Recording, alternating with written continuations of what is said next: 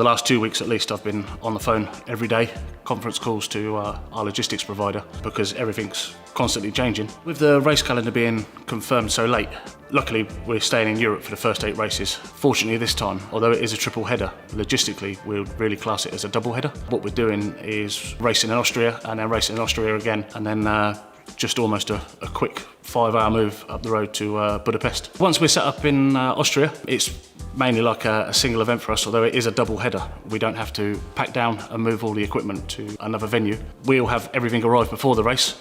Our suppliers like Petronas and Pirelli, they'll have more stock arriving, I'm sure, but we will just be in the same situation as normal. We'll just have vans arriving every other day maybe. The only difference is that those vans won't come as close to the paddock as normal. We'll just have to go out and collect the items from the vans and then bring it back to the paddock.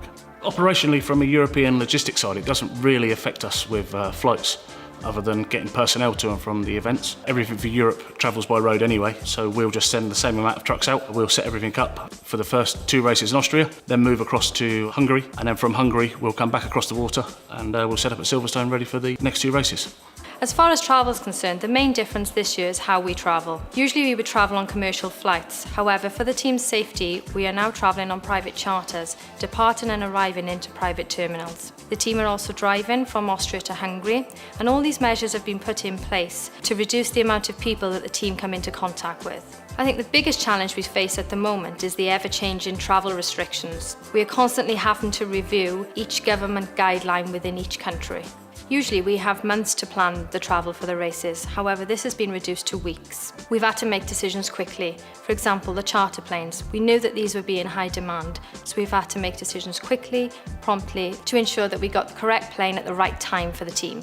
It won't be the same setup as a normal European race, because we won't have any motorhomes. In agreement with F1, what we've managed to do is we're going to move the race trucks further away from the garages, and we'll be supplying our own tents and awnings to give us more working space within the garage. Easier to social distance and work comfortably.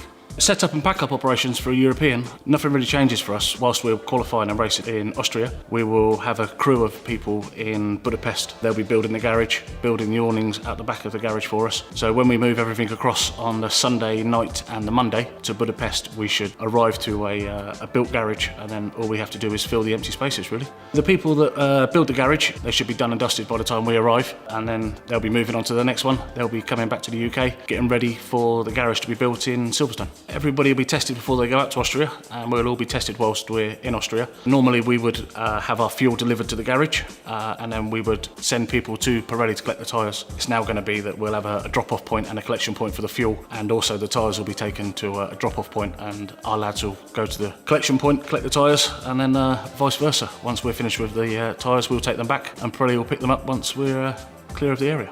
I think one of the biggest challenges we've faced, certainly since I've been with the team, is getting the team back from Australia. We had approximately 90 people we needed to get back as safely and quickly as possible. We worked until the early hours with our flight agent to ensure that we achieved this. As we were due to race in Bahrain after Australia, we already had a crew of people that had left Australia to go to Bahrain and also leave the UK to go to Bahrain. The race hadn't been cancelled at that point, so we still had to send the people just in case. But by the time they'd landed in Bahrain, unfortunately the race was cancelled, so it was almost turn around and come back home again.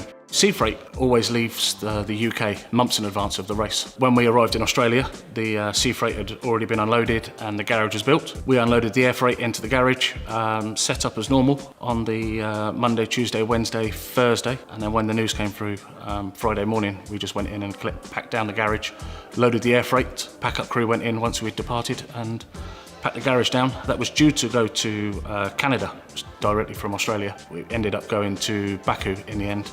Now Baku's been cancelled for the year. That sea freight's on its way back, so yeah, we've got 4 sea freights already back in the UK, and the Baku sea freight arrives back first week of July. To ensure the team's safety, we are supplying them with travel packs, which includes face masks, hand sanitizers and gloves. I think we are looking forward to operating under the new normal. Luckily, we've been to Silverstone. We ran the car for a couple of days last week. We ran one car from one side of the garage and then the same car from the other side of the garage the following day just to check all the equipment after it's come back from Australia. We built the timing stand, we built the engineer station, used both the overheads, used all the equipment that we would have used in Australia and that we will use in Austria. Logistics from Silverstone to Barcelona is quite a distance and it is a back-to-back race. What we'll have to do is we'll have our normal pack-up crew come in. They'll take all the engineering base down, pack it up, load the trucks, ready to go. We'll then have a crew of fresh people come in. They will then drive the trucks from Silverstone, get it down to Dover, across the water, where they'll be met by another crew of people. They will then swap over. The trucks will then carry on down to Barcelona, ready for the lads that had packed up in Silverstone. Will be fully rested, ready to build again in Barcelona as soon as the trucks arrive.